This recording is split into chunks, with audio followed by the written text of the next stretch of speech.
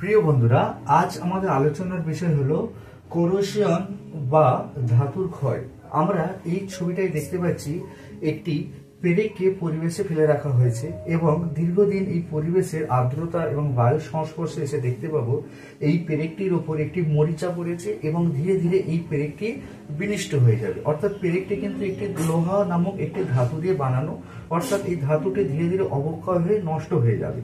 ঠিক তেমনি আমরা এই ছবিটার মাধ্যমে যদি আমরা লক্ষ্য করি দেখব এখানে রয়েছে, এটা ধরুন আমাদের পরিবেশের আর্দ্রতা স্তর বা আমাদের বায়ুমণ্ডল, এবং এর ভিতরে দেখতে পাচ্ছেন অক্সিজেনের যে অণুগুলো আমাদের চোখে পড়ছে।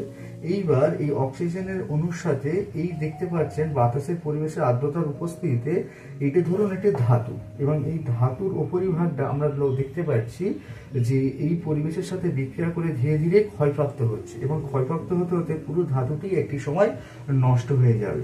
তাই কোরোশন বা জারণ হলো এমন একটি বিক্রিয়া যা পরিবেশে অক্সিজেনের সাথে ঘটে থাকে এবং জলের উপস্থিতিতে বা আর্দ্রতার উপস্থিতিতে ঘটে থাকে, এবং এটা কিন্তু রাসায়নিক প্রক্রিয়া। এখন প্রশ্ন হলো, সব ধাতু কি এই ক্ষয়প্রাপ্ত হয়? আসলে না, সব ধাতু ক্ষয়প্রাপ্ত হয় না। যেমন কিছু ধাতু আছে, যেমন অ্যালুমিনিয়াম, গোল্ড, প্লাটিনাম, মার্কারি, এই সমস্ত ধাতুগুলো এরা কিন্তু পরিবেশে এই কোরোশন বা ক্ষয় এতে সাধারণত হয় না, কারণ এরা সহজে কিন্তু বিক্রিয়া করে না, বায়ুর পরিবেশের সাথে এরা সহজে বিক্রিয়া করে না।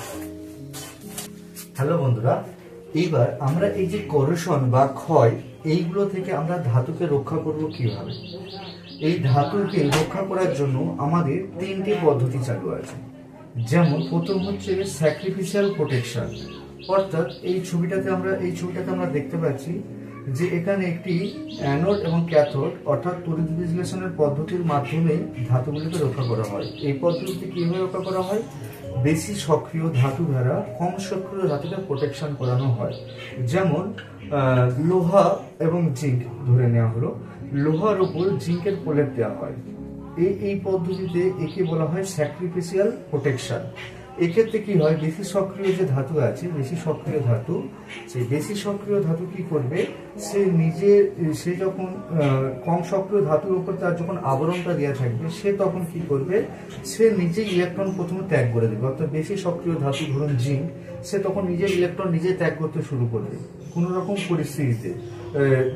তখন ভেতরের যে লোহা সেটা ঠিক থাকবে এবং এই পরিস্থিতিতে নিচে আয়নিত হয়ে যাবে, আয়নিত হয়ে নিজে যৌগ গঠন করবে।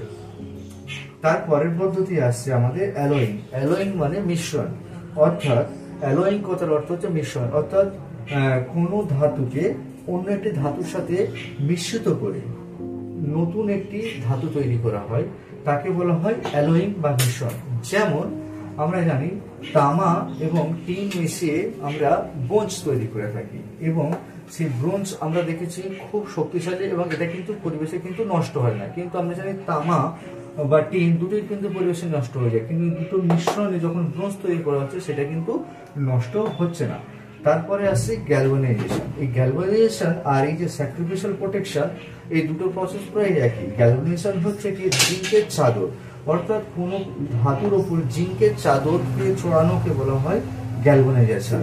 অর্থাৎ এই ছবিটার মধ্যে আমরা দেখতে পাচ্ছেন এখানে গ্যালভানাইজেশন করা হচ্ছে, অর্থাৎ এখানে দেখতে পাচ্ছেন একটি জিঙ্কের বোতল, সেটা নিয়ে স্প্রে করা হচ্ছে, এইভাবে ধাতুকে প্রোটেকশন দেওয়া হচ্ছে। তাহলে আমরা এই তিনটে প্রসেস আমরা শিখলাম।